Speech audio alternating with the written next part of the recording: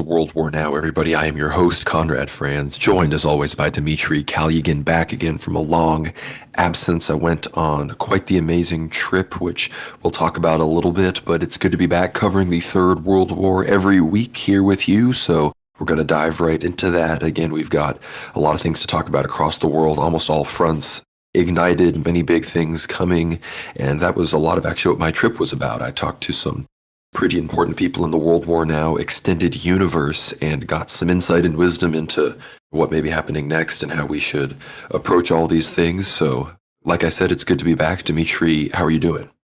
Doing great, Conrad. Lots of news to cover this week, events from all over the world. Again, we are very international on this episode, very globalist in a good sense, covering all the news, all the angles of the coming Third World War through into its hot phase, which frankly, it has been speeding up, especially going into this US election in November. Things are really getting heated around the world and a lot of international reaction, of course. A lot of the action around the world is hinged on what exactly happens in the richest country on the planet, which is, of course, the United States. But Conrad, you've been to a lot of interesting places. You've spoken to a lot of very important people, a lot of these important hierarchs and members of the Orthodox Church who have, in particular, we've mentioned on the World War Now show over the last year and a half. I think it's really important fact that you've managed to visit these places thanks to, again, our supporters on the show, those who've subscribed and supported us throughout the year and a half that we've been kind of online giving you guys articles, episodes.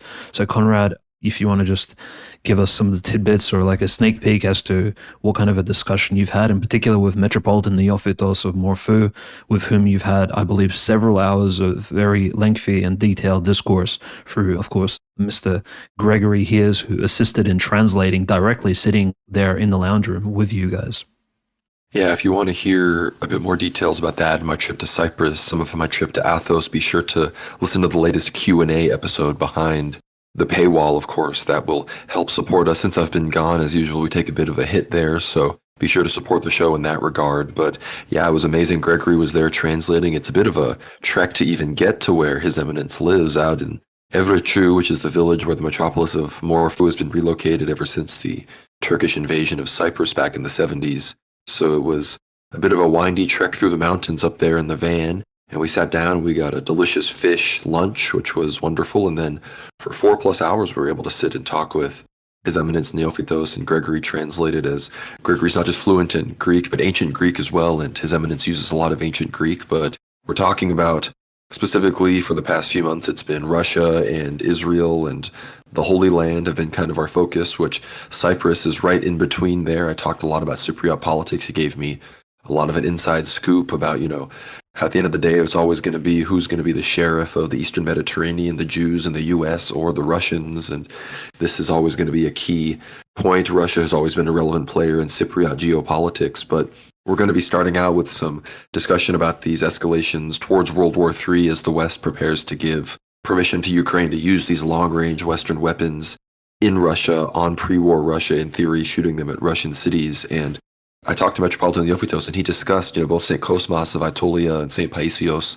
talked about how there are sort of two situations and two lines along which World War III can develop, whether it truly starts at the northern front, as it were, which at this point we can kind of interpret as the Russia-Ukraine war, the war between Russia and NATO and Europe, and then the southern front, which they say that if the southern possibility occurs, that the disaster will be less bad, and if the northern one does, it will be peak death, peak destruction and whatnot. And the southern front, of course, is Iran, Israel, and all these sorts of things. Israel striking Iran's nuclear program and the escalation kind of happening along those lines on those terms. And Metropolitan Neophytos, for the record, has always seemed more convinced that that would be how things go, but that may just be, wishful thinking and hopeful thinking for the repentance of man. But he even directly said that in the situation that the war with Ukraine goes south and it's the northern option, as it were, that will involve Russia striking Scandinavia, bombing Scandinavia, and then direct shooting conflicts between Russia and NATO and things going south that direction. And in many ways, the election,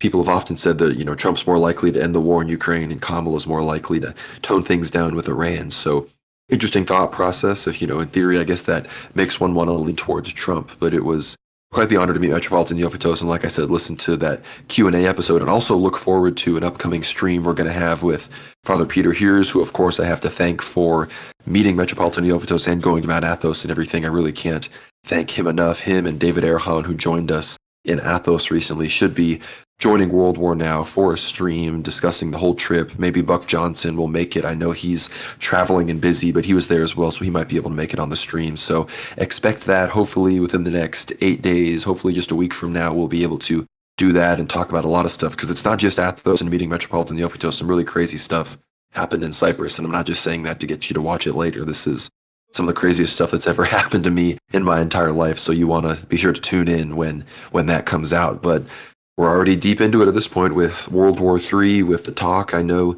you saw the news as well, Dmitry, that it appears that, well, Peskov said that it's already been finalized. It's just being worked out through the media, like these things really are, that the UK and the US and perhaps France have given Ukraine the go-ahead to use their long-range weapons into Russia. This would include Storm Shadow missiles, a myriad of other long-range US weapons that they've been using within their own territory, on Crimea, some of these other places.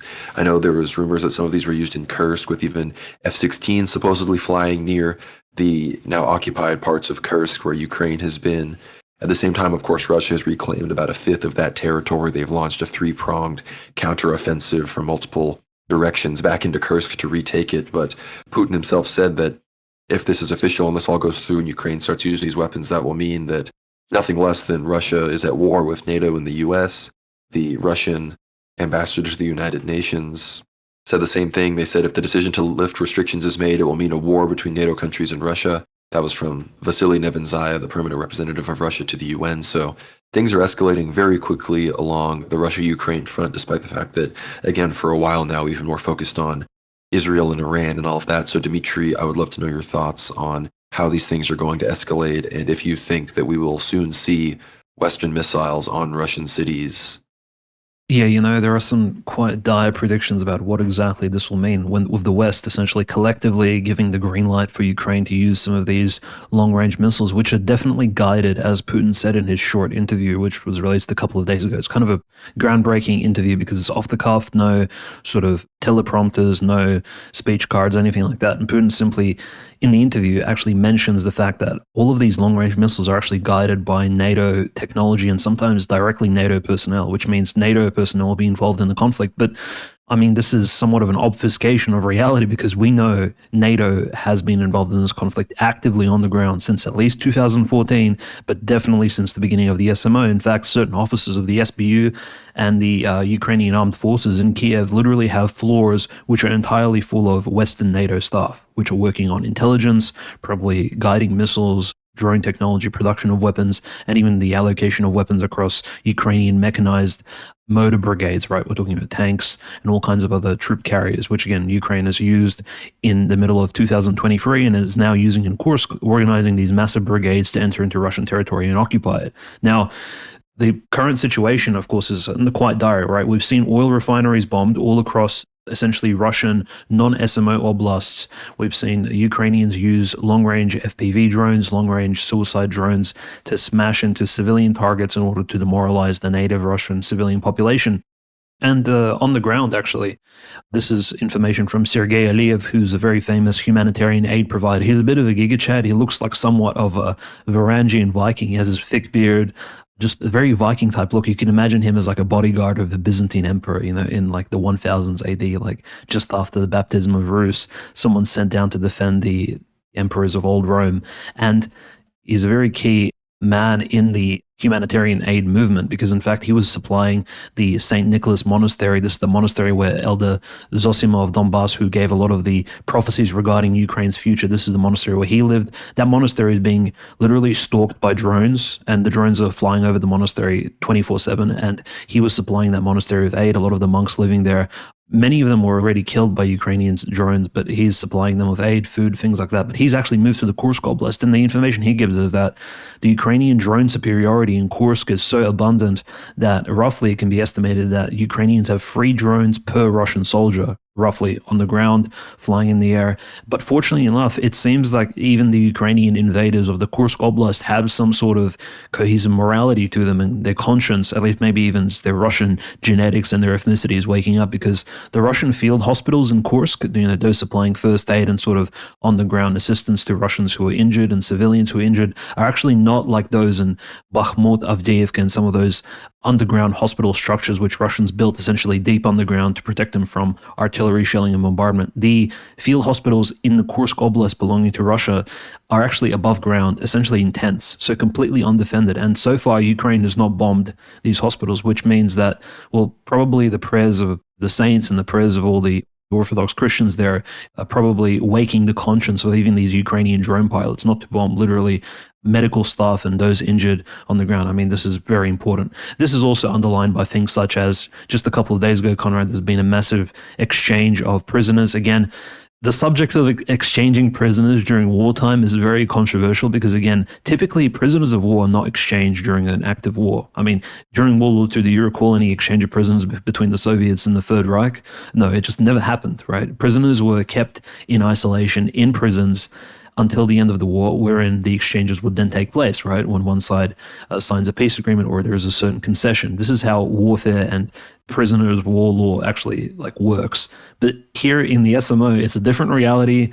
We're actually exchanging prisoners actively during wartime operations, and the prisoners themselves are then going back, retraining, rehabilitating, and going back into combat, as we saw of the Azov battalion prisoners from Mariupol, which is very strange. So again, I'm not against the trades of prisoners and these exchanges, but it is very different, shall we say. It's a novel approach to international relations during wartime. What we see during the SMO, very, very strange. But Kursk is looking a little bit tough. The Russians have not been able to push the Ukrainians out. It's been 4 weeks since the announcement of the counter-terrorist operation, the KTO, and of course Dumin is in charge of that. Unfortunately, it has been reported by a lot of Russians on the ground. Maxim Kalashnikov, who runs a really big YouTube channel on Roy TV in Russian, it has a little B symbol because it means Hive TV. He's actually reporting that the Ukrainians, if only they had additional reserves, they could potentially even push the Russian defense lines in Kursk back if they had 3 to 4 additional brigades, and that's roughly 5,000 to 6,000 additional troops and tanks and troop carriers. But again, Ukraine seems to be running out of reserves or is not allocating them into Kursk. So for all intents and purposes, Conrad, whilst these long-range Ukrainian drones are terrorizing civilians, civilian targets, energy targets around Russia, the Ukrainians are content in holding the Sudzha gas metering station, the town of Sudzha, which we've talked about for a few weeks now, but it's a key target. And at the same time, still harassing Russia's, demographics, right? We saw the drones land in Moscow. And on top of all of this discussion about long-range missiles, it seems a little bit like an escalation. But I think the reaction of Russia at the moment the approach should be to view the literal droning of Russian civilians, and not just military targets, but just civilian apartments on the outskirts of Moscow, as also crossing a red line. You don't need to wait until NATO-guided missiles start landing in some of your key military airports, like what Israel is doing to Syria and Damascus, bombing them. I think Russia needs to act at the moment with some sort of retaliation across Ukraine. I'm talking about a new mobilization, a new restructuring of its armed forces, maybe a new offensive, more than what we saw in Pokrovsk, which was also slowed down over the last 3 or 4 days. Again, coincidentally, Pokrovsk stands for the protection of the Theotokos. The city's named after that feast day, which is coming up on October the 14th. And the city of Pokrovsk, 60,000 people. It's a large city. There's over 20 Orthodox churches in it. There's a few monasteries and cathedrals. It's quite a large city in Donetsk. And this is the city which I think in the Donetsk Oblast, the Russians will be looking to siege next. And now that I've named all of these potential civilian targets, which Ukraine will definitely be terrorizing now that the Orthodox Church is banned, it does seem like there's a lot of pressure on Russia to either act. And unfortunately, Conrad, underlying all of this is that call from all the various dubs within Russia, Belarus, and even Ukraine itself to go toward a certain peace treaty with Zelensky in November of this year, which may even align with the US election. Unfortunately, I don't see how this will resolve some of the major issues which have, essentially created this Ukrainian war in the first place, one of which is the oppression of Russian culture, the genocide of Russians across Ukraine, both culturally and physically, assassinations, the persecution of the church. I'm not sure what a peace treaty will do in order to end all of these essentially war crimes and peacetime crimes committed by the Ukrainian state. Well, it's quite the conundrum, and the Russian talk of eventually wrapping up in 2025, which we've been hearing, for literal years now. I wonder how that's going to really happen, because the damage and the generational animosity has only increased now that we have hundreds of thousands of people dead. on both sides after years of this war. But you mentioned the pipelines and how important the gas trade and all of this stuff is to Russia in the war for their economy, as well as just their relations with a lot of their friendly nations, both in Eastern Europe and elsewhere. And we're going to talk about Azerbaijan and the importance of them in that, in that scenario. But recently, we discussed how Putin visited Mongolia. He risked, the ICC warrant, as Mongolia is an ICC country, and he went there, and me and Dmitry were talking off air how it was likely a visit to secure the Siberia 2 pipeline that China kind of ended, that China stopped working on because of supposed Mongolian inaction and Mongolia not being cooperative. So Putin was there to probably smooth things over with the Mongolians. But right after he left, this is pretty new. This is from NATO and from the United States. Admiral Rob Bauer arrived in Mongolia at the invitation of the chief of the general staff of the Mongolian armed forces, and he visited all sorts of operational training centers, and a bunch of other U.S. and NATO officials visited for strengthening defense cooperation with Mongolia and all of this. And again, Mongolia, totally landlocked country between Russia and China. Not sure why the U.S. or NATO would have any business being there, but clearly they are sending a message because perhaps the West was a little embarrassed that the ICC did absolutely nothing to Putin, so they decided to do a bit of a show of diplomatic force, as it were, and showed up in Mongolia right on their border and said, yeah, we're here too, we have NGOs, we can do color revolutions here. So interesting developments. But I think Azerbaijan is actually the more interesting character here, because despite even Turkey being willing to give up the Zangezur corridor request that is going on in the current Azerbaijan-Armenia negotiations, the Russians seem eager to support the Azeri-Zangezur corridor, giving more of Armenian territory to Azerbaijan and completely connecting Turkey with its little brother Azerbaijan, giving Turkey, land and access from Europe and the Bosphorus and Dardanelles all the way to the Caspian Sea and the oil fields there. So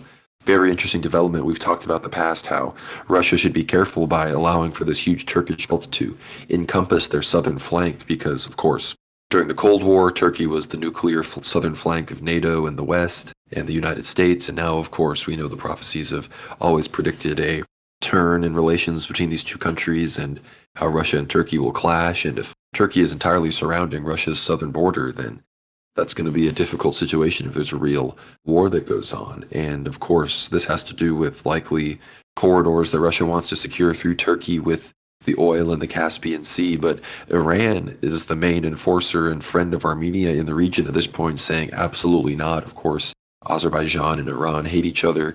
And Iran even sent a delegation to Russia to say, what are you doing supporting this Zangezur corridor thing? This is nonsense.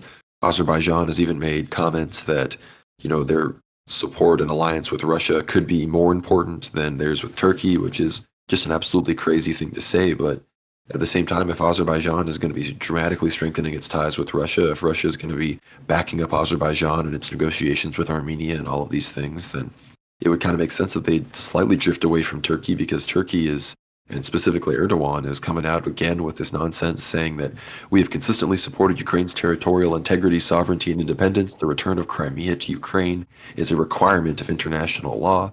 He goes on to say the suffering of our Crimean Tatar brothers and sisters who were forcibly removed from their homeland has not diminished in 80 years. The annexation of Crimea has only deepened their pain.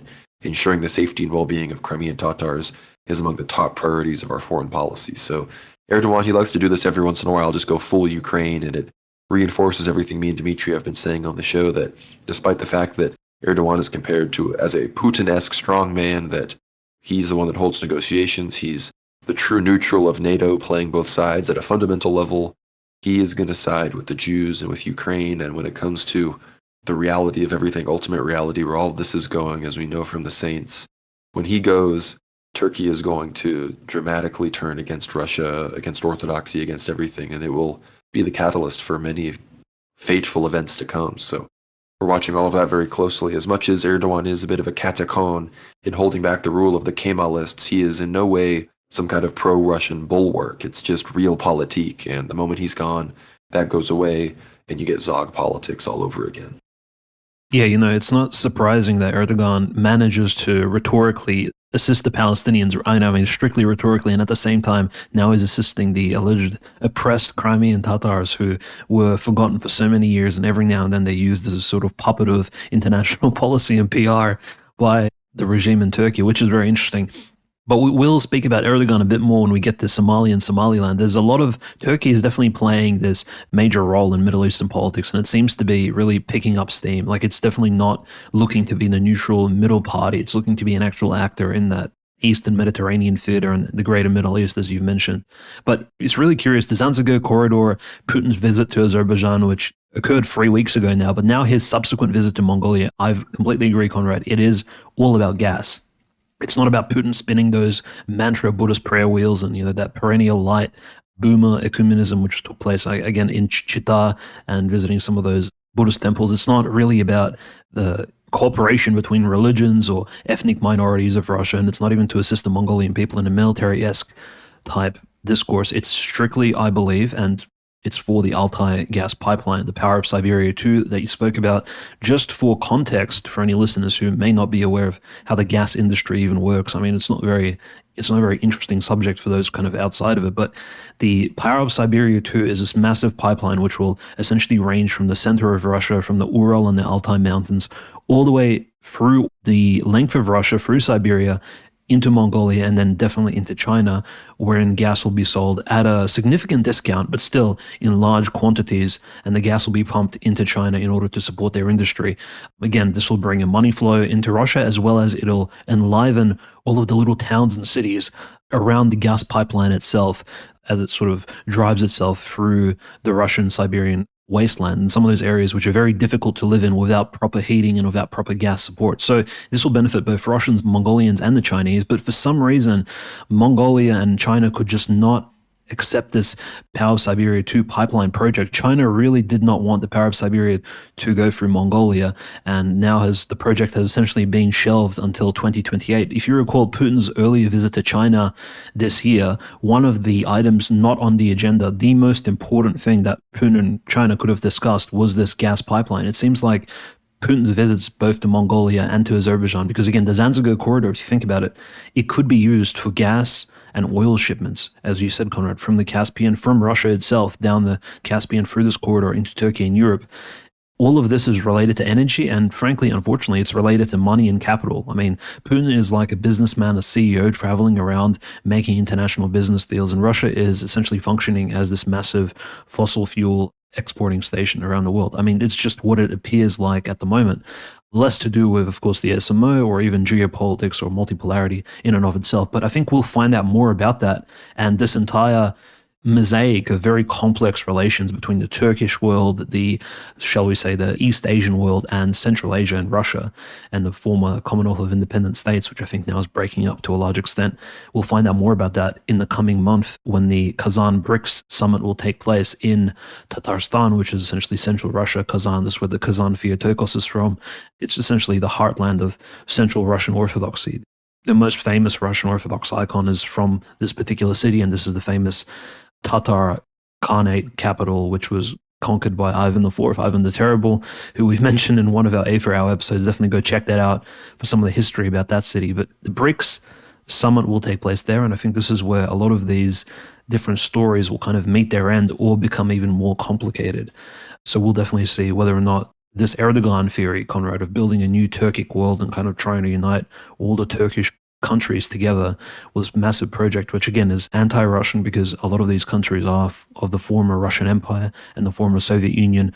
If this will have any sort of future, or will these countries cooperate in a more Eurasianist, more broad national sovereign sense with economic, which will keep ties between them in a strict economic model, similar to the European Union. So it'll be very curious how these stories develop. Well, speaking of the European Union, Iranian President Pezeshkian, he's been in Iraq recently on some diplomatic visits, and he suggested that Muslim countries in the Middle East, they finally adopt a Schengen-esque open borders kind of free travel zone thing that like the European Union has basically, where, if Iranians are traveling to Iraq or Syria or these other places, they wouldn't have to show their passport. It's like like a Muslim union or something like that. I don't know exactly how that would work because those are some of the most war-torn parts of the world with extensive border checks and ethnic conflict, but we'll see how that goes. But that gets us into the Holy Land and the Levant and the other, as Metropolitan Neophytos would say, the southern front, the southern area of the ongoing Third World War. And we know that any day now, Israel has been teasing us with their potential invasion of Lebanon Israeli news, Netanyahu himself, Gallant, have said that it's time to shift focus away from Gaza and go into Lebanon. Netanyahu said that Iran is the strongest in Hezbollah, that's where the strongest faction of the axis of resistance is, so that they need to go in there and basically destroy Hezbollah, dismantle them. And again, we know that for years, for better or for worse, Israel has pit the Muslims and the Christians against each other, often even supporting specifically the Maronites and some other Christian groups to try to create multiple states out of Lebanon. They're always trying to do this. They try to do the same thing in Syria. They try to do the same thing in Iraq. That's why often they support people like the Kurds. They support all these other ethnic groups. They'll support the Druze in Lebanon as well. And right now it seems that going into Lebanon is what they're going to be doing next. This all comes as we await the Iranian attack. I think people just forgot that Iran was supposed to attack. And, maybe the Iranians forgot as well. I don't actually think that. I think that something's coming. I think that what they're going to do is going to be seen as a response to that. So, is there really even going to be a response specifically to, the assassination of Khania? That's still what needs to be answered, right? That's what, it's all this tit for tat, this complex, negotiating behind the scenes before you launch the strike, all of this nonsense. When can we just get back to some good old fashioned war? No, I'm kidding. But at a certain level, you need to just, we need to get back to just, I hit you with the stick, you hit me with the stick, and so if things escalate, right? That's where we're at. And I think the Lebanese invasion by Israel, coupled with a potential Iranian strike, that could do it. And this all comes amidst, again, the Putin talk about being at war with NATO because of these long-range missiles. It's very clear that the powers that be want to officially say World War III is now, but they're only going to give us, here, World War Now, that satisfaction of finally admitting it once they feel that it can unfold on their terms in a way that will be beneficial to world Jewry, right? So that's what we have to look out for. And we know, of course, that God will spin things out of control and allow them to be used for his will, despite the will and machinations of the powers that be. But they don't know that. They don't believe that. They think that they can control the world and its destiny at their whims. So that's what we're witnessing right now in the Middle East. Dimitri, I'm wondering what you think will be the next step. Do you think we're going to see Lebanon invasion first, Iranian response first? We hear that the Houthis are sending people to Syria to train for a potential, ground offensive. Maybe their axis of resistance will strike first. Maybe they'll do their own version of October 7th in anticipation for something like this, because we know that Hamas in many ways thought that they'd eventually just get eliminated, so they had to do a go-for-broke October 7th strategy. Maybe Hezbollah on the axis of resistance will feel the need to do something similar. Well, now that we're in the middle of the episode, I think it's appropriate for a little bit of humor. I just have to quote the IRGC Commander-in-Chief, Hossein Salami, right, who mentioned in a speech a couple of days ago some very important notes for all of our listeners. So he stated, "The nightmare of anticipation of Iran's decisive response shakes the Zionists day and night." He then proceeded to say, "The Jews will experience the bitter taste of revenge for their evil actions, and will see when, where, and how in due time." And again, the last quote, "Iran's response will be in a different way than ever before, and sooner or later, you will see the mystery unfold." Okay. What does that mean, bro? I don't... It's like 1001 Arabian Nights. It's a story that will unfold when it unfolds, and everybody works on their own schedule. And again, I'm trying to blame Shoigu for this, because when he traveled through the Caspian and brought those big Ilyushin planes and all that equipment into Iran and bolstered their air defense and anti-drone technology defense, I think he potentially spoke to Pezeshkian and some of the leadership in Khomeini and essentially explained that, look, you guys need to hold back for whatever reason until certain peace talks with Ukraine take place or something of that nature. That's what I think. I think Shoigu actually asked Iran to hold back. But that's, again, this is just a theory in the works. I wanted to mention, because all over the news over the last week, we've been hearing a lot about Hezbollah strikes on peaceful Israeli territories, Israeli villages, kibbutzes, things like that. The reality is, we're looking at the numbers now. This is reported by Reuters, Al Jazeera, some of the mainstream media sources, that overall, since October 7th until now, this week in September, the Israeli attacks against Lebanon, listen to these numbers, 7,900 bombings and attacks on Lebanese soil by Israel, 7,900. And meanwhile, Hezbollah's attacks on Israel total only 1,800. Yet the only stories we hear about are Hezbollah bombing. And mind you, Hezbollah shoots 50, 100 missiles and kills perhaps, a few IDF soldiers at that, or maybe takes out equipment. These strikes never seem to be long range. If you look at the maps of the attacks, there's been one or two missiles that have landed near Haifa. That's quite far down south, but most of the attacks have been on, as we mentioned, Kiryat Shmona, which has been hit 154 times, the small settlement of Metula, Shatula, these are Israeli settlements. They've been hit like just under 100 times each by Hezbollah, and Hezbollah seems to only be striking all of the Israeli settlements on the borders, right? So they're not really striking deep into past the Sea of Galilee, if you can imagine, like the Holy Land geography there. And again, Israel has been hitting very hard. Of course, Aita, Al-Shab, we've mentioned Hula, these places have been hit 300 plus, 400 times by Israeli planes, as well as long-range artillery strikes.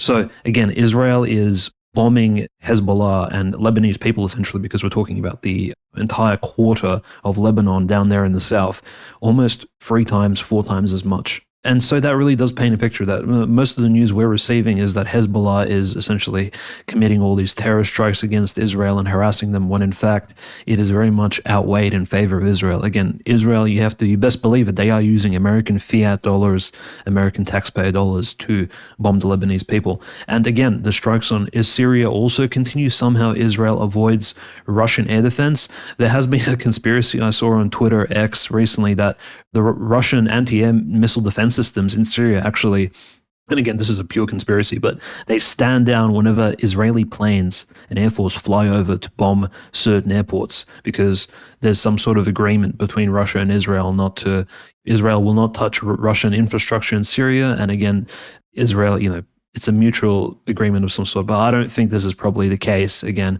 this is a broader conspiracy of that we probably won't go down.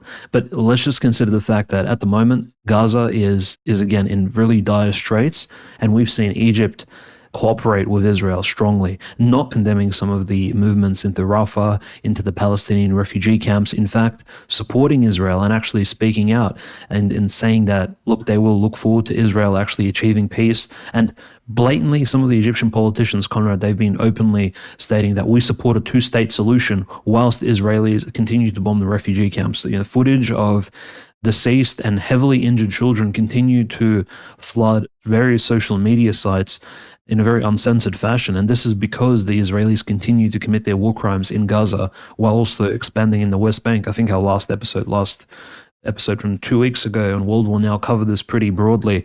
The Israeli agenda to push the Palestinians out of their native lands continues, and the only countries really standing against it are in this axis of resistance triangle. So the Houthis very successfully fighting off some of these NATO and Western navies, the Hezbollah keeping Israel pinned down in the north, awaiting this massive Netanyahu invasion, which will again come anytime soon, perhaps, as you mentioned, Conrad, the third country of the axis, Iran, which is again blamed as the mastermind behind all of these Shia-led resistance points against the Western hegemony in the Middle East, will await for that land invasion into southern Lebanon before it begins these long-range strikes against Israel. I think that's probably why this attack has been delayed. By the time this episode airs and you'll be listening to it, it'll be roughly 6 weeks.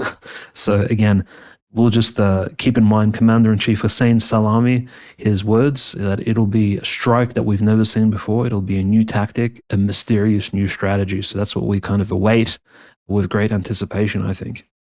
Yes, thank you, Mr. Salami. We'll be looking to Mr. Prosciutto for the next update about why Iran has not struck Israel yet. But, there's a lot of interesting things happening in the Middle East. Of course, ISIS is suddenly back, quite convenient for the Zog network that now ISIS is terrorizing random Shia populations and giving the Assad regime a hard time in its former territory that it used to occupy across Iraq, Syria, and even we also have ISIS-K active back in Balochistan and regions of Iran and these other places, which again, like I said, I'm sure that's just a total coincidence and has nothing to do with the fact that Israel and U.S. hegemony is threatened in the region. But you talked about Egypt, and of course we know that the U.S. Congress, or rather that Biden, is allocating $1.3 billion to Egypt to basically keep them from flipping on Israel.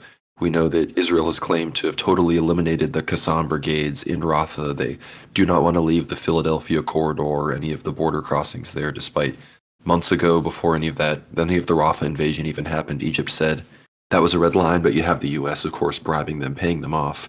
Perhaps the U.S. will even be siding with them against Ethiopia, siding with Somalia. We're going to get to that in a second, but some other things explicitly that are very important going on, specifically in the United Nations, is we have basically the state of Palestine has been seated effectively as a member state within the General Assembly with full rights and privileges, but this is after that was supposedly vetoed by the United States. I'm reading this is from Middle East Observer. A landmark development, Palestine's permanent representative to the United Nations, Ambassador Riyad Mansour, has officially taken a seat at the UN General Assembly. Situated alphabetically between Sudan and Sri Lanka, Mansour's seat is marked with a sign reading State of Palestine. The significant moment follows a decision by the General Assembly in May where a majority of members voted in favor of granting Palestine full membership rights. The resolution came after the United States used its veto power in the Security Council to block Palestine's bid for full UN membership. According to the General Assembly's resolution, starting from the 79th annual session, which began this Tuesday, the Palestinian mission will have the ability to propose and amend directly and will sit alphabetically among member states. Palestine has held status of a non-member observer state at the UN since 2012. To be granted full UN membership, a state must receive a two-thirds majority vote from the General Assembly following a positive recommendation from the Security Council. The U.S. vetoed this recommendation on April 18th, preventing Palestine from achieving full membership, but it appears that Gutierrez and the UN leadership have decided to seat Palestine anyway, which is a pretty significant development because we know that the U.S. is the most powerful vote on the Security Council. The Security Council are the people that actually control the United Nations because, for better or for worse, the United Nations felt the need to admit and implement the political technology of, reality, which is that the countries on the Security Council more or less, run the world. Besides the fact that we know world Jewry, runs the world, but through those countries, plus Israel on the side, right? But this might develop a larger rift between the U.S. and the UN and whatnot. And to be fair, the U.S. doesn't always have the best relationship. I mean, the U.S. isn't even a signatory to the ICC, so their expectation that these countries arrest Putin is a bit ridiculous because the U.S. policy of a U.S. operator gets arrested by the ICC is they will storm the ICC and kill anybody that resists. So it's not exactly, for better or for worse, the U.S. has not been on the best side of international institutions, which in some cases I think is good. I think international law is a bit of a meme, and the UN is quite literally an instrument of globalism. But at the same time, at a certain level, the Israel thing is a bit out of control when every single country in the world is like, all right, we need to get Israel under control, and the U.S. is just obstinately saying no, no, no, and of course not even letting Palestine be on the General Assembly despite outwardly supporting this two-state solution. It really betrays the whole gig that the United States is just a colony of Israel and not the other way around. But you talked with GSP and Isaac before about the situation in the West Bank. We know that de facto annexation is already occurring in large swaths of it, and full-on annexation is likely to happen under a Trump victory, of course, in the Middle East, because we hear that, I can't remember who it is, a former major Israeli operative is writing a book that is basically directly calling for West Bank annexation. It's David Friedman or something, I believe, is the author. And of course, that comes with the huge donation from Miriam Adelson. We fear that if Trump is elected very quickly, January, February of next year, we'll see full-on annexation and expanded operations into the West Bank. But, that does tie us into the debate and everything else. We're going to talk about Africa in a second, but that's probably one of the biggest distinctions, despite the fact that both candidates, Kamala, of course, immediately talking about how Israel was attacked on October 7th and Hamas is a terrorist organization that needs to be wiped out and Israel has a right to defend itself. Trump just doubled down and was like, she hates Israel, she supports Hamas, all this kind of stuff. So for better or for worse, we know that Trump, he's going to try to end the war in Ukraine as fast as possible. Kamala will likely try to return to an Obama-esque status quo, not quite that far, I think Obama was too pro-Iran for even the general neoliberals that run the Democratic Party, of course, because of the Jewish influence. But I think Kamala will, in some capacity, move towards something that would be more fair to the Palestinians. It still wouldn't be, I doubt, anything akin to a two-state solution would actually be achievable. But Trump, ultimately he's going to get in there and do whatever Israel wants. If anything, he's going to be performing particularly hard for that defender of Israel crown because he wants the Jews to steal him the election, right? I mean, we just had that Pennsylvania Supreme Court victory about ballots. Who knows if that's the work of Israeli forces that know that the DNC are the people that do most of the ballot harvesting and cheating, and they want to short this election up for Trump because they see Israel's security as more important than doing the great replacement at 10 times speed. We can just do it at 5 times speed because at the end of the day, I think Nick Fuentes is correct. I highly doubt the mass deportations or the wall is actually going to come this time around. I really hope so. Trump is actually doing great, leaning into the anti-immigrant, anti-Haitian rhetoric, really leaning into the white identity politics, pitting these aliens against the sensibilities of good Americans. They're eating our cats, they're raping, this is the kind of thing that gets white people out to vote, and Trump needs to be doing more of that if he actually wants to win. And then if he actually wants to have a legacy as a great president, he needs to follow through on that and make America a little bit whiter again, I think is what needs to happen. And of course, that would involve mass deportations. People are saying, oh, these Haitians, they're legal, they're refugees. How is he going to deport them? It's like, brother, that distinction exists only in your mind. It's a fugazi distinction. They can go. It's time for a lot of them to go, because I'm sure everyone doesn't need our analysis on the Haitian situation. I actually grew up in a country where there were more Haitians than native Turks Islanders, which is where I was from. And, the voodoo is real. They do weird voodoo stuff. They'll leave little voodoo traps. So if you live in one of these areas and you see a random nice packaged bottle of alcohol or like some jewelry or something neatly positioned on the road, don't take it, because you will be invoking a voodoo curse on yourself. That's real advice, by the way. I'm not just saying that to be racist here. But yeah, I think the situation in America is dire, but at the same time, there's very little difference in practical terms into what is actually happening among these campaigns. I mean, there's a race to the middle for sure. And it wasn't until this debate recently that Trump decided to turn on the identity politics again, because I think he realizes that that's how you actually win these elections, and that's how we won in 2016. So, Dimitri, I'd love your thoughts on the American election, and then we can probably move to Africa pretty quickly. Yeah, I think many people are disappointed by the fact that both Trump and Kamala, of course, contested into who was more Israeli or pro-Zionist in this particular debate, but also who lightly spoke about a two-state solution, how to bring a peace to the region, and the fact that, well, what's happening in the Middle East is, of course, horrific and horrible. I mean, we kind of see this on the ground in the Middle East itself during the Doha, Qatar peace talks, which Isaac predicted correctly on the last World War Now episode 86 that they would amount to nothing. In fact, those Doha peace talks, it's been exactly a month, and nothing has taken place except Hamas has officially pulled out of the peace talks. So at the moment, the only countries involved are Israel, the United States, Egypt, and of course the Qatari mediators. So who exactly they're speaking to, which isn't Iran and Hezbollah and Hamas, is not quite clear. So whether or not those Doha peace talks will come out with any resolutions or any sort of documentation for us to read by the end of the week or even any time in the near future is just a matter of, I guess, speculation at this point. So, look, international law, you mentioned it, Conrad, just want to briefly comment, it is completely out of whack. Not only, unfortunately, Palestine as a country, as a nation, which is largely unrepresented, has entered this new post-World War II theater of international relations quite late in its history, because international law and the international order as we know it in the post-World War II, post-Cold War even world has changed and is changing before our very eyes. You notice the ICC warrant didn't work on Vladimir Putin during his visit to Mongolia. We noticed the ICJ decision against Israel and all the ICC warrants against Netanyahu, etc. All these characters, they don't work. In this world is changing before our very eyes.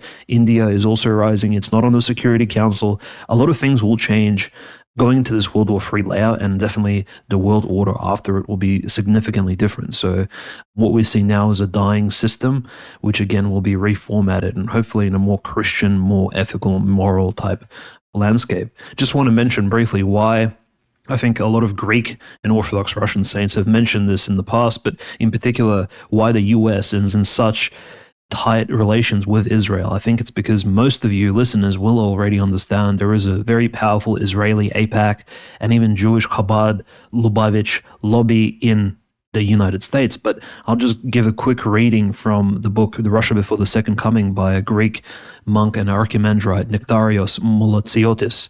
He's from Greece. So he stated very clearly in the 1990s, and it's applicable to today, one of the most significant signs of the times is the rebuilding of the Jewish temple, the Temple of Solomon. The beautiful temple where Jesus Christ came during the Jewish festivals of the Old Testament was destroyed by Titus in 70 AD, as Christ foretold, leaving not one stone upon another. The temple will be rebuilt. The Dome of the Omar, built by Muslims, stands on its ruins today.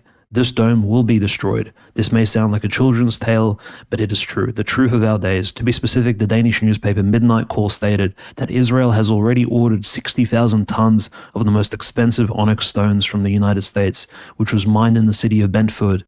and sent to Israel for the rebuilding of Solomon's temple. Voice of America also declared in one of its broadcasts that millions of dollars have been collected in the United States and sent to Israel for the construction of Solomon's temple, the plans for which have been prepared and will be handed over to the Messiah who is coming very soon. So the Greek elders, the Russian elders, as I'm sure you know, Conrad, very well, and our listeners have already spoken about the fact that the United States essentially is this massive factory which will fuel the future state of the Moshiach in the Middle East, which is why, regardless of candidate, and this is the most disappointing thing, Conrad, there is no neutral candidate on Israel. Even, JFK Jr., unfortunately, you just see these people side of Israel despite anything, despite the fact that there are domestic issues which should take priority and focus, such as the mass immigration into America, such as the fentanyl crisis coming over the Mexican border. These things are being ignored in favor of pro-Israeli foreign policy. Unfortunately, this coming election may coincide with the false peace treaty between Russia and Ukraine that will take place in November. I call it false peace treaty because it's very much looking like a Minsk-free type of agreement that may come towards the end of this year. But yeah, looking towards it, I think regardless of who wins the election, the outcome will be very similar in terms of the United States foreign policy will not change. If anything, I think Putin's joke that we prefer Kamala was actually somewhat correct, because Kamala seems to be more predictable. Who knows what Trump will propose next? I mean, no matter the fact that he is a more conservative candidate domestically speaking, in foreign policy, he is the most fiery Zionist. And this is, I think, very saddening for a lot of conservative Christians of the non-evangelical type, because nobody wants to support Israel or the crimes that it's committing abroad. I completely agree, and unfortunately, as usual, Israel has already rigged the election in their favor on both sides, so there's not a whole lot we can do. But unfortunately, despite the fact that Trump will be better for war in Ukraine and better probably for the U.S. economy and, of course, the border, there is always that looming specter that he is the one that will escalate things so far in Israel that we still get that hot involvement with the U.S. directly involved in World War III, which is something that nobody wants. But we've got to move a little bit south here to Africa. We were talking about Egypt earlier and how they're getting paid off by the U.S. to not flip on Israel. And now they are directly aligning themselves with Somalia against Ethiopia. And this is from Eurasia Review. It says Egypt has announced a new security arrangement with Somalia, which would see Egyptian soldiers stationed in Somalia and cooperating directly with their Somali counterparts. The stated goal is to shore up regional security in line with the renewed African Union Stabilization Force in Somalia. The security deal comes at a time of heightened tension and instability in the region. In particular, Ethiopia has strongly criticized the deal, claiming that certain actors are taking measures to destabilize the region. The announcement also comes fresh off the heels of a bilateral meeting between Egyptian President al-Sisi and his Somali counterpart in August. And of course, this all comes amidst the fact that Ethiopia has moved forward with their recognition of Somaliland independence, which is the entire northern handle of Somalia, which is the much more stable part of Somalia. That article referenced the African Union Stabilization Force. That's all happening in the south, in and around Mogadishu and these other regions, where you see things happening like in Black Hawk Down and all these other films, and showing that Somalia, which still is truly a failed state, it is not a country that has direct control by its armed forces or by its central capital in any capacity. And of course, the U.S. has been involved there. And despite the fact that Ethiopia isn't a Muslim country, Egypt has been such a strong ally of the U.S. and so easily bribed. The U.S. has done color revolutions and coups there to keep pro-Israel forces in power. It appears that the U.S. would be willing to align against Ethiopia with Somalia and Egypt based on how they have been involved in that region in the past. And of course, the big focus is the water. Egypt needs Ethiopia to basically have its say involved in how it shores up its what are they called? Cisterns or whatever the big aquifers when you dam a river are. They need to have their say in how much they're going to let that build up, because if Ethiopia lets it build up and fully dams the river for an extended period of time, Egypt just runs out of water and they would have a civilizational crisis on their hands. So they are, of course, aligning with their quote-unquote Arab counterpart. It's funny that Somalia is, in the Arab League, despite not being Arab at all. I guess in some capacity, Arab just means Muslim, but the Arab League and the other Muslim countries have ostensibly condemned Ethiopia and have sided with Somalia and Egypt. So if that's how that's all going to go down, and perhaps Turkey ends up somehow aligning with that Muslim bloc, we could see Ethiopia aligning with Russia and there being a sort of Christian alliance there. Again, I'm getting very speculative here, but in this region, of course, we know Sudan is in the midst of its civil war, and the Rapid Support Forces just experienced a big loss in the Darfur direction, which is one of the larger cities.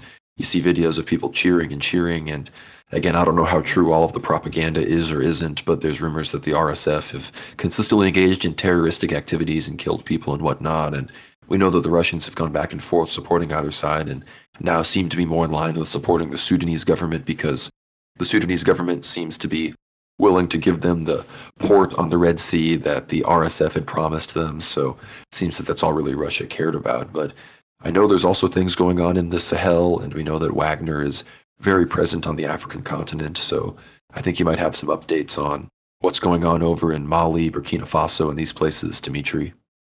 Yeah, that's right. There have been some successes. Wagner has been working very strongly with the armed forces of Mali, actually pushing the Tuareg and the ISIS-related forces back into the desert. Mind you, just as we've discussed, I think, on earlier episodes, the territories which Wagner is fighting for the country of Mali essentially as mercenaries and as sort of spreaders of Russian foreign policy in these areas, this land, this desert, it's not very mineral rich. So in fact, a lot of Russians are actually critical of Wagner's forces being located in these areas. So Russian life being sort of wasted for essentially desert with no gold, no minerals, nothing of value. But I think what is valuable is getting some of these radical non-state aligned forces out of these regions because, again, they can be exploited by international spy rings, organizations, intelligence such as the CIA, French intelligence, or even Mossad. These people are trained to work with Islamic radicals, and they have a way of integrating even into various nativists. Even if you look at the Kurd movement, for example, with their sort of deep usage of terrorism, right, in Turkey and other Muslim countries, there's ways that these special operations forces can integrate into little native minority populations and exploit them and radicalize them into like extremist groups and cells, which will then cause trouble for some of these other sovereign states. And I think, generally speaking, we are seeing Wagner as this military arm of the alliance of the Sahel states, which is being built around Burkina Faso, Niger, and Mali. And again, it seems the link between what's happening in Northwest Africa, in this former French colonial Africa, and in Ethiopia is that all these countries are preparing economically to strengthen themselves before the outbreak of the Third World War. Why? Because a lot of these shipping routes, imports, exports, and especially a lot of the shipments from Eastern Europe will essentially come to a halt once, of course, I think military action will be taken. A lot of the shipments will be disrupted perhaps for a year, perhaps several years, depending on if nuclear weaponry is used. I mean, we have to kind of make these very sobering predictions for the future because already a lot of world leaders have threatened such powerful and strong-worded statements, actions that will be taken if things escalate, including Vladimir Putin recently, right, regarding the long-range military strikes from potentially NATO-led, NATO-controlled equipment. But I think what's the other key thing is, and this is really unfortunate because these countries in Northwest Africa, they are Islamic and they are essentially fighting against other Islamic extremists. But what we're seeing in East Africa is very different. It's not an Islamic civil war. In fact, it seems like the Muslim countries, Conrad, are uniting against the weaker and much more poorer Ethiopia, which again has a giant population and almost no resources and no natural route into the Red Sea or even the Straits, which will again align itself with the world shipping lanes, right? So as we know, Ethiopia's only access to the Red Sea and to the Indian Ocean and some of these major shipping routes is through the city of Djibouti.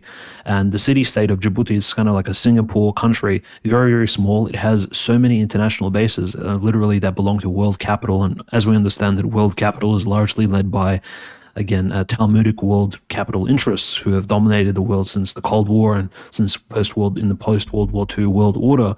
Unfortunately, Djibouti has French bases, a Japanese base, an Italian base, even a Chinese base, of course, which is really bizarre. And of course, the American Navy stops there on occasion. So there's no way Ethiopia can kind of move Djibouti or even take control of that territory. So the only route it really does have in order to access these major shipping routes in case world trade is disrupted heavily is, of course, through Somaliland.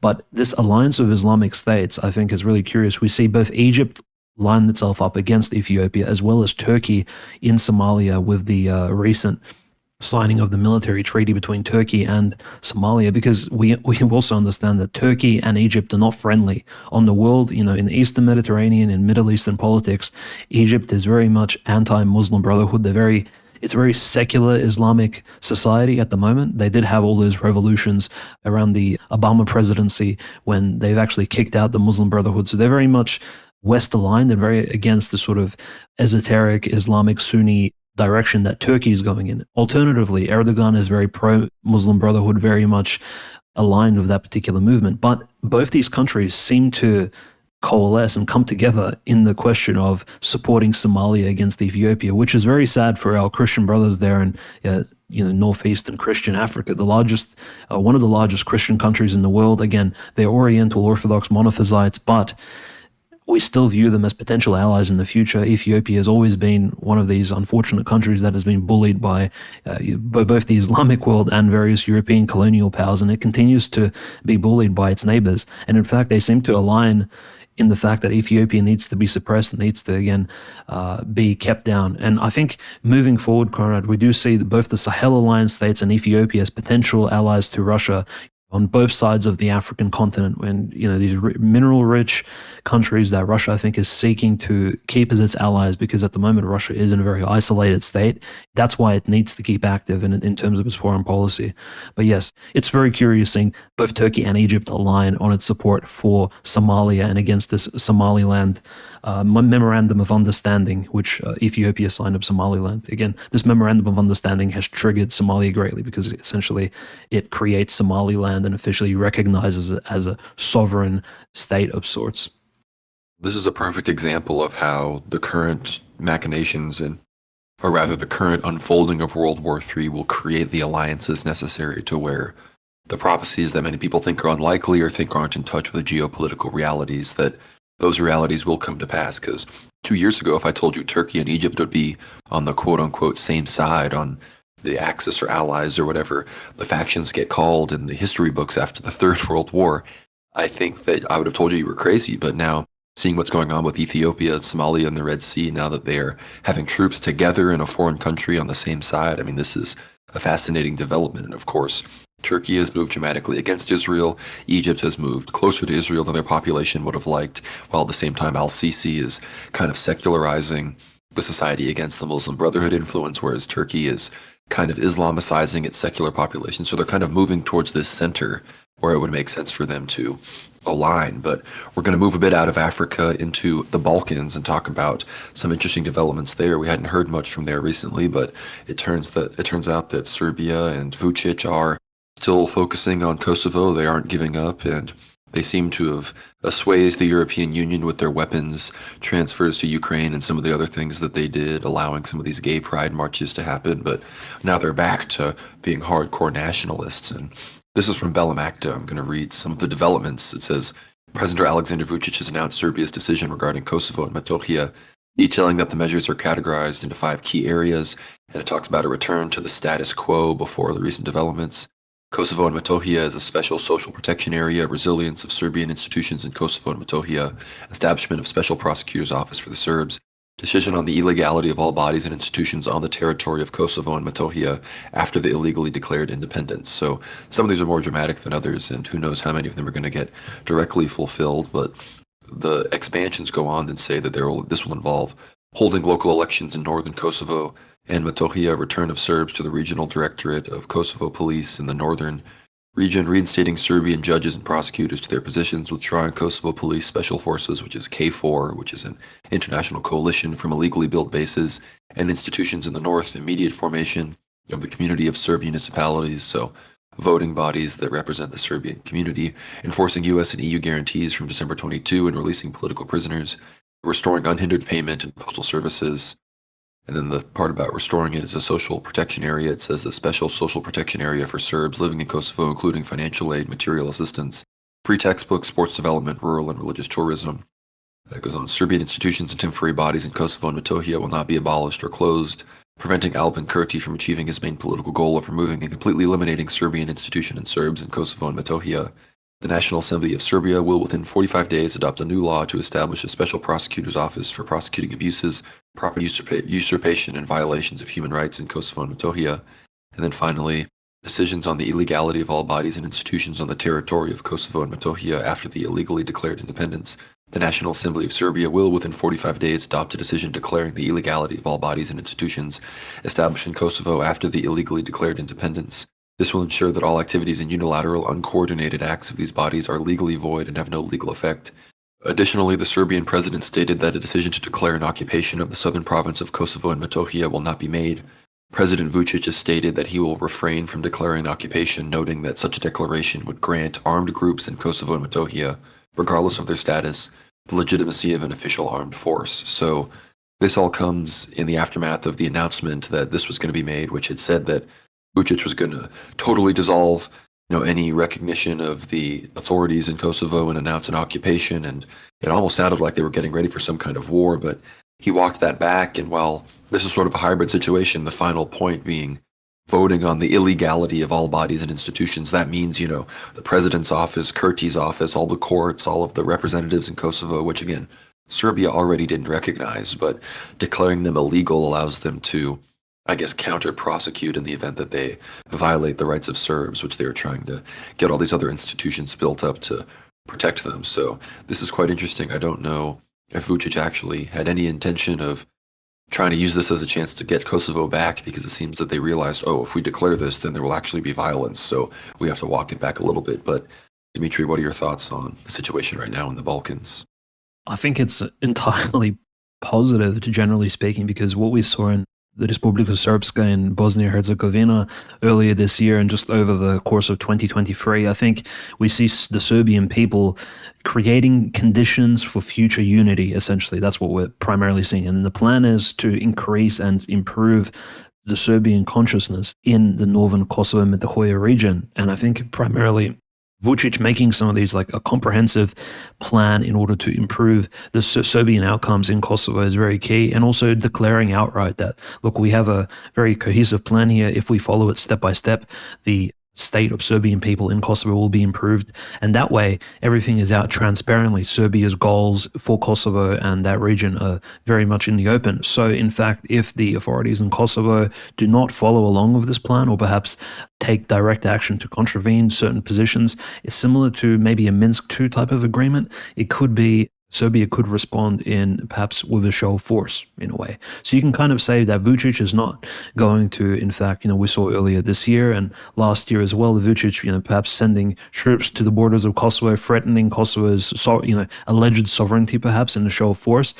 This won't be necessarily the approach from here on in. I think what we'll see is Vučić improving the Serbian people's state in the Kosovo region. And in fact, when inevitably, I think this will take place, the Kosovo authorities, as they have done for literally decades at this point, will begin oppressing the Serbian people again. Unfortunately, I just think it's not just the Albanian conscience of these people, it's just the fact that they simply enjoy oppressing the Serbian people. I think they've become addicted to it. They've become addicted to the fact that they can bully the Serbian minority in Kosovo. It is less than 10% of the population, and all the pilgrims and those visiting Kosovo will continue to get bullied, and eventually Vučić will respond, I think, with force. But in fact, he could again cite this agreement in the middle of September, which he's going to follow along with and state that, look, we had a plan which was peaceful, and in fact the people in Kosovo, the people in charge and those on the NATO cooperation haven't followed, and in fact then we have to take further steps of action.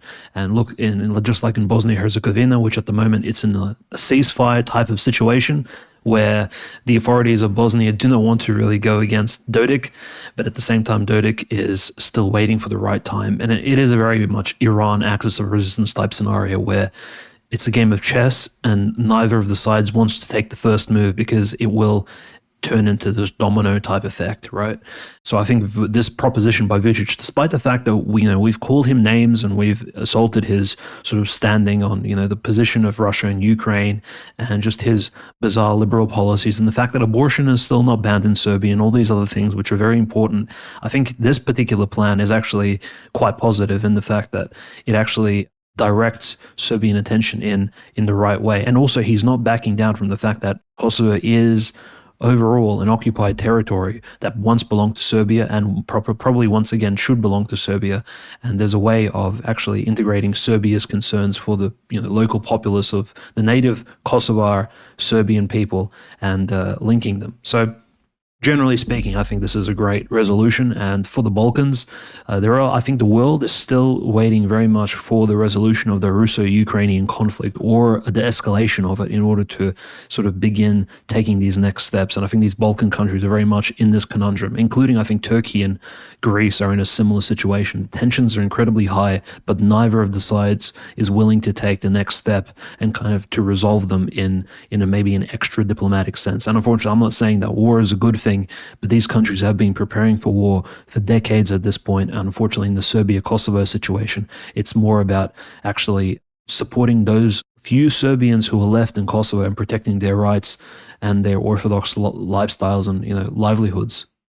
Yeah, I agree. And I think the Balkans they've always been relevant in the conflicts that plague the center of the world. We know the Muslim conquests of the Eastern Roman Empire have dramatically affected the Balkans, and there was, of course, the war to create the Serbian kingdom, and then, of course, later came the Greek Revolution, and the Serbs and the Greeks have always been very close, and we know that the Serbian prophecies also align with the Greek and the Russian and the Georgian and the other prophecies, so hopefully I'll be able to make it to Serbia and, maybe do some more things there, because I've been crossing a lot of Orthodox countries off the list recently, but we have to probably move a bit south to the things going on in the South China Sea with the Philippines, where there have been a myriad of boat rammings that have happened. We know all about these shoals that India is asking China to leave, and China has said that if the US or any other forces get involved at all, we will escalate in the region. Wang Yi, the foreign minister of China, has been talking all about how the US is destabilizing in the region. Chinese officials have been saying how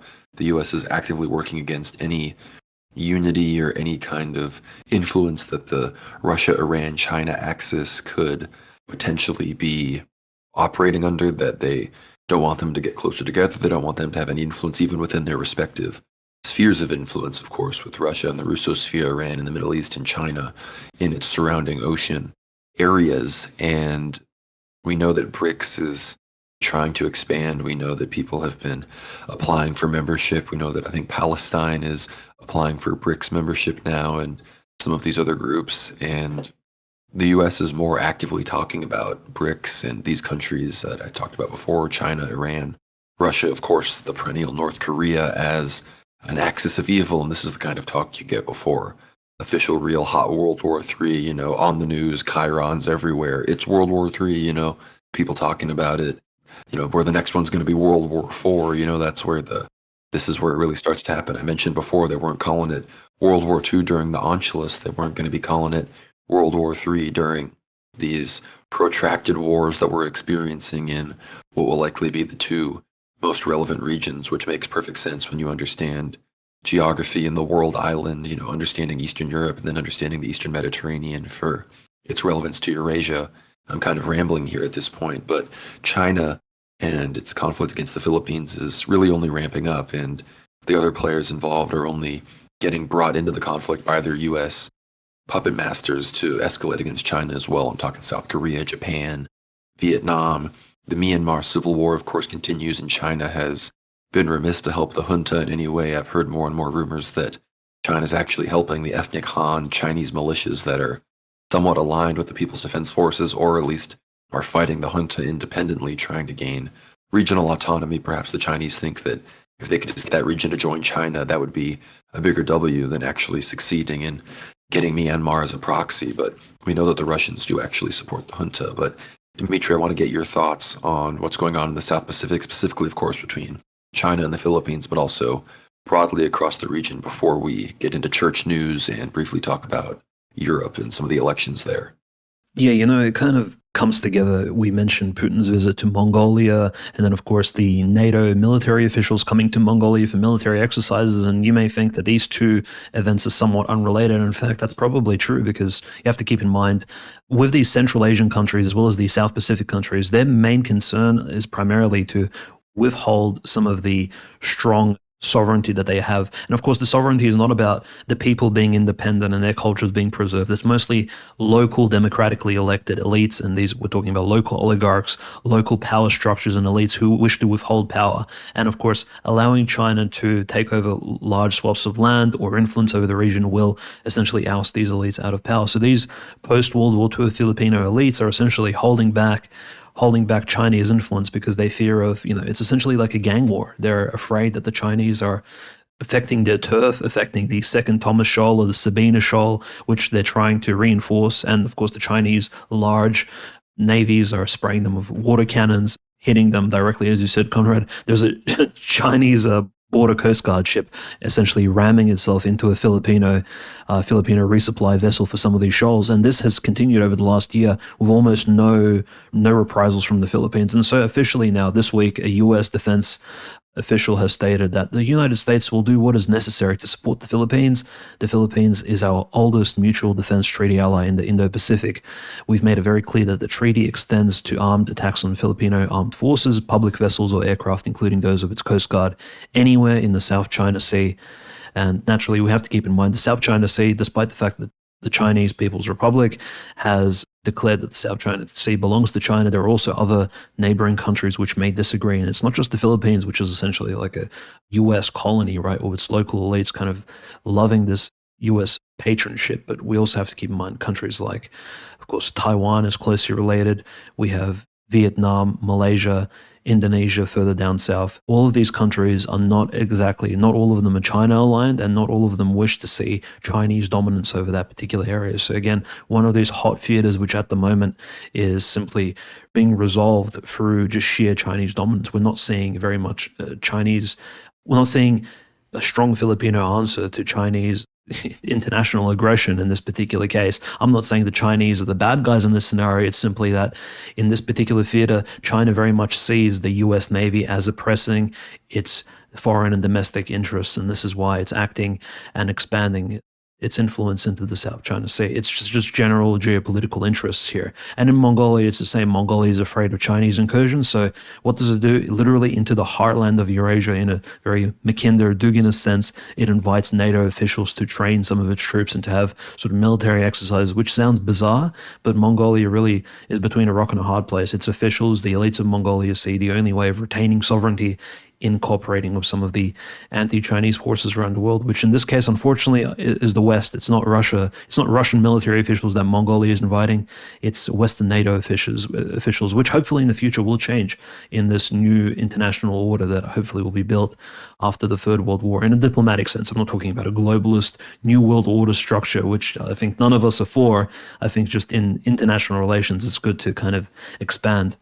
Yeah, and I think what we're seeing here, just we're speaking about Chinese influence in South Asia, but also Russian influence in Europe is very, very heavily under attack. I think we're seeing in the AfD elections in Germany, a very strange thing occurred actually in Saxony, where the AfD lost the very key seat, which would have given it, I believe, 33% on the German parliament. And this particular seat, Conrad, was lost by the AfD, which is the very right-wing pro-Russian party in Germany, was lost because the votes were recounted due to a computer error, a glitch. They said, oh, well, let's just recount the votes. Turns out the AfD candidate in Saxony has lost. And so Saxony falls to one of the more liberal German parties, and the AfD loses a very key seat, which it definitely needed in order to prevent some of the other German liberal parties' coalitions in order to form a two-thirds majority. And again, this sort of machinations with votings, I think, given the Biden election, we remember what happened there. I think it definitely lowers our expectations for what democracy can really bring in terms of world affairs, and definitely the legitimacy of democracy is again questioned by us Orthodox Christians even greatly. But most of us are monarchists anyway, so we don't really believe in these things. But at the moment, this is how it stands. The AfD is suffering greatly. I think Slovakia, Hungary, these countries have definitely received a boost in terms of, their leader. I think if you look at Viktor Orban, right, he was given 2 shout-outs by Donald Trump during the debate. And I think a lot of these countries are very much in this Trumpist, Putinist sense, very much united in their idea of what Eastern Europe should look like, and even not just Eastern, but Central Europe as well, in a conservative sense.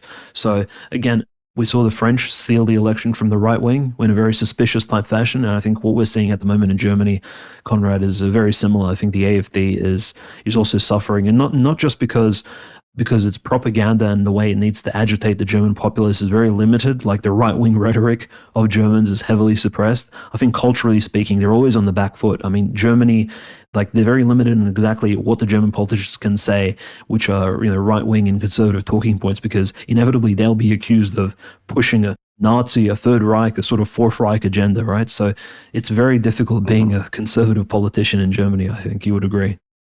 Oh, it really is. And the AfD is under such strong attack because it's understood that if the laws weren't investigating them and banning half of their appearances and propaganda, that they would objectively be the most popular party in Germany. And we're actively witnessing the total elimination of the left wing in Germany at all. I mean, there's only a few tiny provinces where the SPD or the Greens even get the majority at all. It's entirely CDU and AfD. The CDU is the center-right bulwark that is absorbing all of the boomer German votes, all of the boomer frustration with migrants and modernity is being absorbed by the Christian Democratic Union, which some specific politicians do some more right-wing rhetoric as they are the quote-unquote center-right party.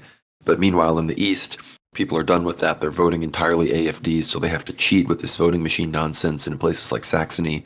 Thankfully, in Thuringia, we see the total victory of the AfD, where Bjorn Hake is going to become the leader of that region, the first right-wing nationalist leader to lead a German region since the Second World War, which is a pretty amazing development. And the reason AfD is ultimately going to be a more radical, truly right-wing party that is not actually going to be controlled by Israel, but also be anti-migrant, anti-globalist, anti-EU in the way that it needs to be, is because the CDU is winning in all the areas where the moderate AfD people are running. And in the East, where all the radicals are, like Bjorn Hake, who the media accuses him of leading the quote-unquote Nazi wing of the AfD, whereas the actual AfD leader is like a lesbian woman. It was originally all about capitalism and being soft Eurosceptic, and has become a hard nationalist party because of the regions it's been successful and how German politics has unfolded. And we see not only the AfD and its nationalist wing developing, but the Freedom Party in Austria is sticking to its nationalist bona fides as it wins elections. They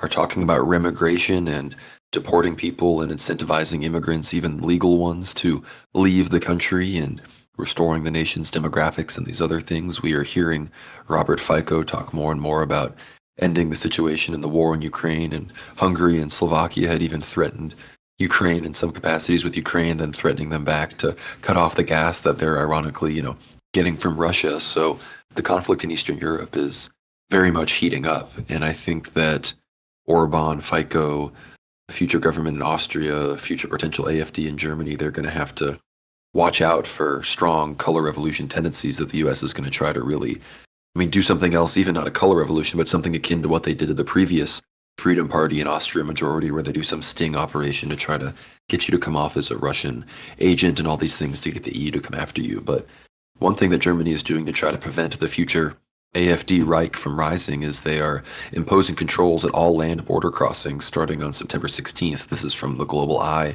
Security measures will be strengthened for 6 months.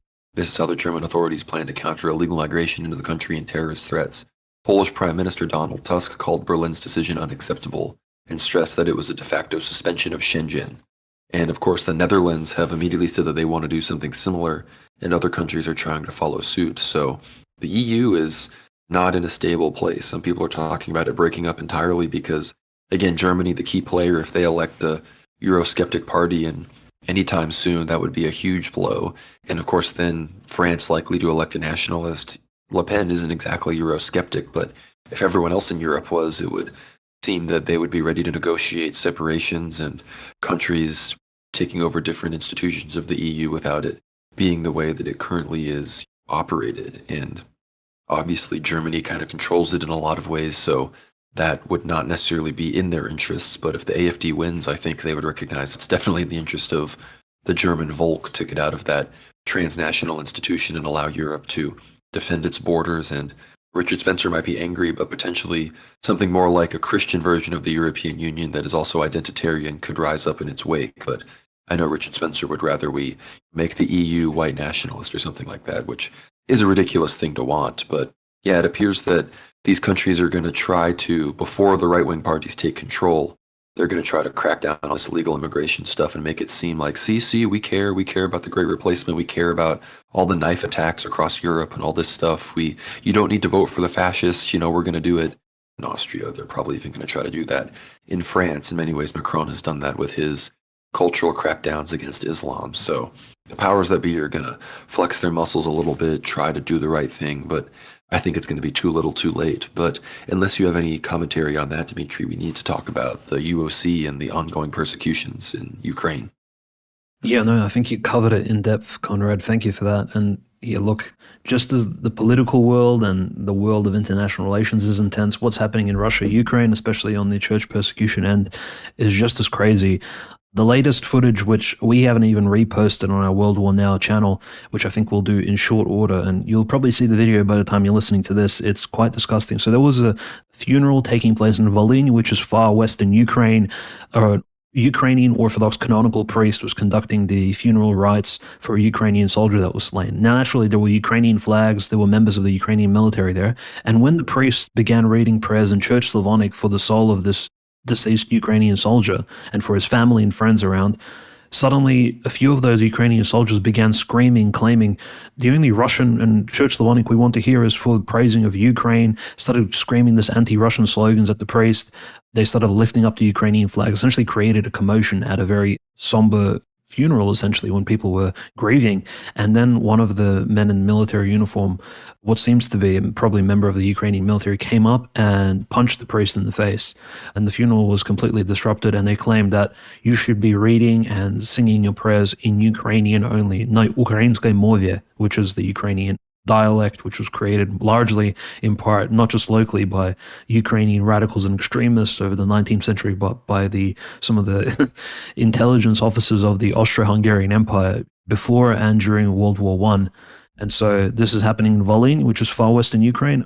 Unfortunately, we saw on the 5th of September, so a few weeks back at night in the diocese of Cherkasy, which is central Ukraine, just next to Kiev. We know Theodosius of Cherkasy, very outspoken Orthodox clergyman, bishop, very good. He's been persecuted, but one of his cathedrals at night was broken into by Ukrainian special forces, looks like men in uniform, and it occurred at night. We don't know exactly what they took from the cathedral. Most likely they took the anti-mints, which is typically when Ukrainian forces do raid some of these churches and cathedrals, they do take the anti-mints, which means that all these thousands of Orthodox churches, which are now technically illegal across Ukraine, do need to hide this most holy and sacred instrument used in Orthodox Christian liturgical worship and essentially take it home with them perhaps and not leave it in the church itself, because again, these churches are broken into at night. They, regardless of how tightly you lock the doors, they literally bring battering rams, and just like thieves in the night, literally. So that happened in the town of Zolotonosha in the Cherkasy diocese. But we saw very interesting events actually take place in around the Kursk Oblast. So right as the counter-terrorist operation is ongoing, the Metropolitan of the Kursk Oblast, this is in the Russian Orthodox Church proper, Metropolitan Herman of Kursk is quite an elderly bishop, an ex-veteran actually of the Soviet armed forces. He may have served in Afghanistan in the past even, but he openly began praying against the Ukrainian invaders, calling them foreign aliens. And in response, the Metropolitan of the Ukrainian Orthodox Church, the Canonical Church, which is just across from the Kurskaya Oblast, from Sumskaya Oblast, Metropolitan Yevlogius, who we spoke about a few times, he's a bit of a younger Metropolitan, but still very experienced.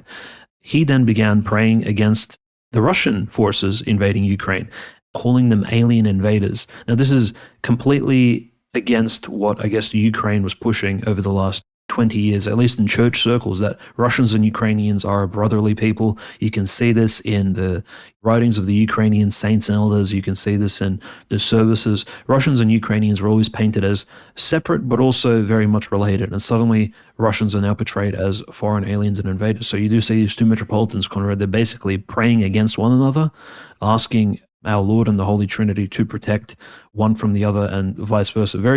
It's just an interesting sort of discourse, unless one can interpret these prayers in the fact that, well, these foreign invading forces are actually not Russians and Ukrainians, but they're actually praying against Talmudic Jews, which I think is most likely how the Lord received these prayers in all reality, because we understand who the true occupying forces are, and it's not these weirdo Ukrainians who are being led, it's their masters sitting in Kiev and some of these other Chabad Lubavitch centers, right?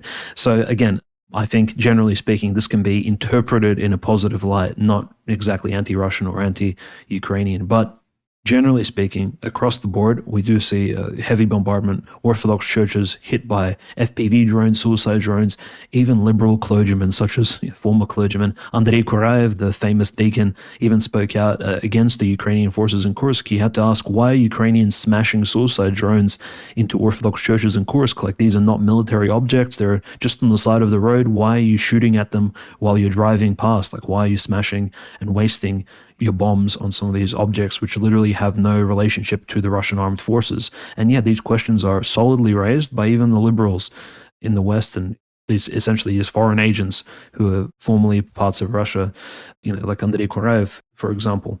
Naturally, we see a very strong condemnation of the persecution of Orthodox Christianity by Metropolitan Luke of Zaporozhye, who gave a very lengthy interview. In the interview, he essentially stated that the general plan is not just to persecute, but to destroy Orthodoxy across all of Ukraine. And he said that this is conducted not just by the OCU, which is the schismatic branch of Epiphany and led by Zelensky and created by Mike Pompeo and supported by, of course, Patriarch Bartholomew from Istanbul, but also with the assistance of Pope Francis and the Uniates. So he believed the Uniates and Zelensky are very much working together in order to destroy Orthodoxy. So Metropolitan Luke has a very sort of somber message to all the Orthodox Christians to stay strong. The best part about the fact that this persecution is taking place, Conrad, is the fact that, it's very much the silver lining is that, again, you cannot bring the entire Ukrainian Orthodox Church to court because there is no such thing as a licensed business or corporation or body or an NGO or anything called the Ukrainian Orthodox Church. It simply does not exist. What you have in Ukraine, as we stated on previous streams and audio recordings, is there are 20,000 parishes, cathedrals, and monasteries registered individually. So in Ukraine, it's actually not possible to have a blanket persecution. And this is why, and this is probably the weirdest story regarding persecution this week, is you had essentially a Banderite neo-Nazi from Odessa named Zheka the Carp. By carp, I mean literal fish. His name is Zheka Karas, which I don't know why you'd be a neo-Nazi with that nickname, but he appeared in a video stating that he's creating a holy inquisition against the Russian Orthodox Church in Ukraine, and he'll create a vigilante group of militia which will work with the Ukrainian armed forces and which will spy on, create data, stalk, and harass Russian Orthodox priests across Ukraine, from Odessa into the western regions and even into central Ukraine. And he's part of this Banderite group called S14, which is very similar to Kraken and Azov and all of some of these places. So Zheka the Carp is announcing a war against the Orthodox Church, this bold, weirdo-looking dude. Again, you can see the forces of Satan from all various ideologies and essentially parts of Ukraine are uniting against the Orthodox Church, which again probably cements our understanding that we are on the right side of history and the right side of the battle here, Conrad, reporting on these news. But yes, lots of prayers for the Orthodox Church in Ukraine, because again, what we're seeing, and not just in Ukraine, in the Russian land as well, in Kursk, in Belgorod, all these places are, again, under heavy risk of fire. And as we're recording this episode, none of these local conflicts are being resolved imminently. There is no sort of great optimistic news that all of this will be somehow resolved and the persecution will end at the moment. So we just have to kind of give you guys the news, and you, the listeners, will just have to hear it as we report it. Kind of, we won't be making these sort of hopeful predictions for the future. Again, we are hopeful, but we won't be pushing fantasies. This is what's happening on the ground. What's happening is an active persecution, and it is unrelenting. And in the aftermath of the law banning the UOC going into effect, most of the Orthodox churches around the world, the synods and the patriarchs and the metropolitans, have made it clear that they support the canonical church. Of course, the Antiochians, the Jerusalemites, the Serbs, the Georgians, everybody that, matters, pretty much everybody besides the EP, Alexandria, and Cyprus. But again, Alexandria decided to support the schismatics without a decision of its synod. And Cyprus, we know we still have Metropolitan Nikiforos of Kikos, Metropolitan Iovitos of Morphou, Metropolitan Tychikos, of course, of Paphos. In Cyprus, they are still strongly supporting the canonical church, but of course the Archbishop himself is not. But we have some news from the Czech Slovak lands, which church, their synod, of course, their autocephalous released a statement supporting the Ukrainian Orthodox Church, but one of their bishops, which I'm almost hesitant to say he's one of their bishops, he dissented from that decision. He said, this is Bishop Isaiah of Olomouc and Brno. He said that the recent law aimed at banning the canonical UOC is perfectly legal and reasonable, and the UOC should be banned. Addressing his beatitude, Metropolitan Rostislav of Prešov, the primate of the Czech Slovak Church, this is from Ortho Christian I'm reading, In a letter obtained by the Union of Orthodox Journalists, Bishop Isaiah writes, "With all my love and respect for you, I regret to announce that I cannot agree with your proposed synodal statement regarding the ecclesiastical situation in Ukraine. The hierarch's stance is in line with his previous actions. In November 2019, he defied his own Holy Synod and concelebrated with quote-unquote Metropolitan Epiphany Dumenko and other unordained hierarchs of Constantinople Schismatic, OCU. It was no surprise that Bishop Isaiah chose to concelebrate with the schismatics, as he was, in fact, consecrated in 2015 by decision of Constantinople hierarchs Manuel of Gaul and Arsenios of Austria without the blessing or recognition of Metropolitan Rostislav or the Czech-Slovak Holy Synod in order to create an alternative synod in the church. Bishop Isaiah is also the deputy chairman of the monastery that the Patriarchate of Constantinople registered in Vilamov, Czech Republic, in October 2019 without the blessing of the primate or synod. The chairman is the same Metropolitan Arsenios of Austria who was responsible for having Bishop Isaiah consecrated as a hierarch. Bishop Isaiah, and this is a direct quote from him, "The law that has now been adopted in Ukraine can be considered legal and adequate since it was adopted in the ordinary legislative process by the free decision of members of parliament who made their decisions with confidential knowledge of the situation in Ukraine." So to this nonsensical bishop, this is me talking right now, Conrad, this idiot thinks that quote-unquote democracy is more important than the canons and the church, than basic human dignity, treating people with respect and not assaulting clergy and killing people and beating them up. So this guy's not really a bishop as far as I'm concerned. But this article could have made it even clearer. It's clear this guy's not even on the synod. I'm looking at this guy on the right, physiognomy exactly how you'd expect, bro. Looks like a total goober. But this guy's not even in the synod. This guy's not even a real bishop of the Czech-Slovak Church. This is another attempt, just like they're doing in Lithuania and Latvia, just like they're doing in Ukraine, of course, just like they're doing in all these other places. They are setting up these bishops in these places where there are historic churches that maybe haven't been as restored as they should be, and then they put these alternative synods trying to be neo-papists and just spreading the EP's influence all over, as they know that their influence is dramatically waning as the Russian church increases and as, of course, Constantinople is still fundamentally under the occupation of the Turks. So this is very unfortunate. Be sure to pray for the Czech-Slovak Church and that this Bishop Isaiah character would be, I just think it'd be best if he just goes and lives a quiet life in a monastery instead of disrupting the church the way that he's being used by the EP to do. But in some more positive news, the Macedonian Synod expressed support for the persecuted Ukrainian Orthodox Church, which, again, I was just in Greece. We call these people Scopians, at least that's what Greeks called them. But for now, again, I'll call them Macedonians because they're earning it. They are releasing statements about the oppression and the persecution of the church. They're saying that the Holy Synod of the Macedonian Orthodox Church, Ohrid Archbishopric, testifying to the evangelical truth, expresses prayerful support for the primate of the Ukrainian Orthodox Church, His Beatitude Metropolitan Onufry of Kiev and all Ukraine, the brother bishops and its faithful people praying that the all-merciful Lord will give them strength to persevere and overcome these trials. So the Macedonians, not only are they not saying that their tomos of autocephaly can only come from the EP, they accepted the Serbian tomos, they're also siding against the EP in Ukraine, so they're making it very clear that the very existence of their church and their autocephaly testifies against the neo-papalist ecclesiology that the EP is trying to foist upon the Orthodox world right now. So that's great to see. The Ohrid, the Macedonians, it's good to see that from them, but we're pretty much coming close on time here, so do you have any last word, Dimitri, and then I'll do the plugs. Yeah, just a last sort of observation. There was a very infamous interview just a few days ago by Viktor Yelensky. Most of you may not be familiar with this character. I definitely wasn't until a few weeks ago. He's the head of Ukrainian ethnopolitics and freedom of religions and their relations in Ukraine. So essentially like a minister of confessions, you can say. He had an interview on the Ukrainian media outlet, Ukrainian Pravda, wherein he was asked what are his thoughts on Patriarch Bartholomew and his sort of stance on the Ukrainian church. And he stated that he was on a ship or a yacht in 2007 with Patriarch Bartholomew and some of the other Ukrainian officials. 2007, think how far back that was. And he asked Patriarch Bartholomew if the Ukrainian Orthodox Church will ever obtain autocephaly. And according to Viktor Yelensky, Patriarch Bartholomew openly replied, yes, the Ukrainian Orthodox Church will be autocephalous and it will achieve its liberation from Russia. And this is back in 2007. So whether or not Viktor Yelensky could very well be lying, right, as the Ukrainian schismatics often do, or otherwise, this was a very long-term plan, and we kind of glimpse very suddenly at the long-term plan of the Patriarch of Constantinople and Istanbul. So if you are members of the Greek Orthodox churches under the Patriarch of Constantinople, definitely continue to pray for your hierarch, because he does have the reins and influence over the situation, and he can still turn it in the right direction if he wills it, of course. So again, we all believe that the Lord can perhaps enlighten him to his mistakes. And again, our prayers definitely go a long way, even more so than some of the boots on the ground, people doing things in the actual war zones and supporting the churches. Our prayers do just as much, and this is what all the saints have taught throughout the centuries of Orthodox Christianity since the Pentecost. So definitely keep your hierarch in your prayers and keep the persecuted people in your prayers.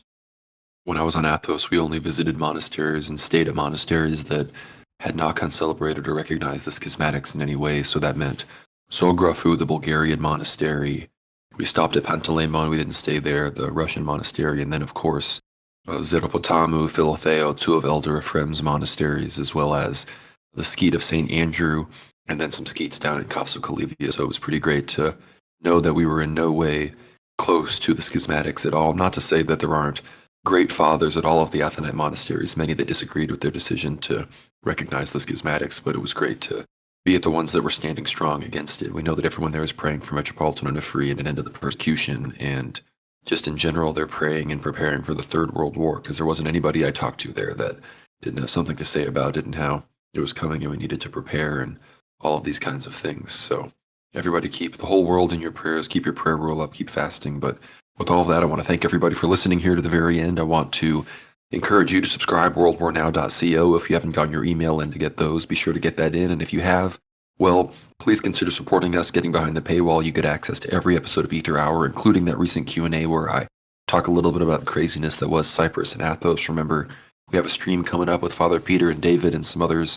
I believe that's going to happen next Friday, so I believe that is a week or so, a little bit less than that from now, so be sure to prepare for that, put that on the calendar. That'll be scheduled on the YouTube channel before it happens, so you can set a reminder. But yeah, worldwarnow.co, you get access to hours and hours of Ether Hour content. You get the ability to ask me and Dimitri questions and future Q&As, all just for $7 a month, so I think it's totally worth it. And again, we have some great upcoming episodes. I'm talking part 2 of the St. John Baptist episode with Gregory is coming up, as well as some other really great interviews on guests we don't want to spill the beans on just yet. But yeah, again, worldwarnow.co, worldwarnow.substack.com works as well. And be sure to follow us on Twitter. That's worldwarnow_X, I guess as they call it now. I'm on Twitter as well at Conrad. We're trying to close the gap, get me closer in followers to Dimitri at OCanonist, who's well over 100,000 at this point. So it's time to get me closer to there. I'm trying to get to 10,000. So be sure to follow me at Gnomrad. Follow us on Telegram, World War Now Telly. That's one of the best places to keep up to date with the 24/7 World War Now news feed. Subscribe to the YouTube channel, World War Now. Leave a comment and like whether you're listening on YouTube or Substack. That really helps us out more than you know. We want to get a lot of likes and comments and talk to you guys. So we want to see all of those. We have a Rumble channel as well, World War Now. You can find us on Apple Podcasts, Spotify, all these other places. So if you think somebody wants to listen, but you don't think they'll get Substack or YouTube, there's always an option. So don't give up with all of that. I want to thank everybody for listening. It's great to be back. I have a lot more content coming out about all the crazy things that happened in Athos and on Cyprus. I'm going to be writing. I'm going to be doing live streams. And like I said, it all goes and it all happens with your support. So get behind that paywall if you like what we do. But I want to thank everybody again for listening, for whether you just like and listen for free or you're behind the paywall already. I want to thank you for the support. And with all of that, God bless. We'll see you on the next one.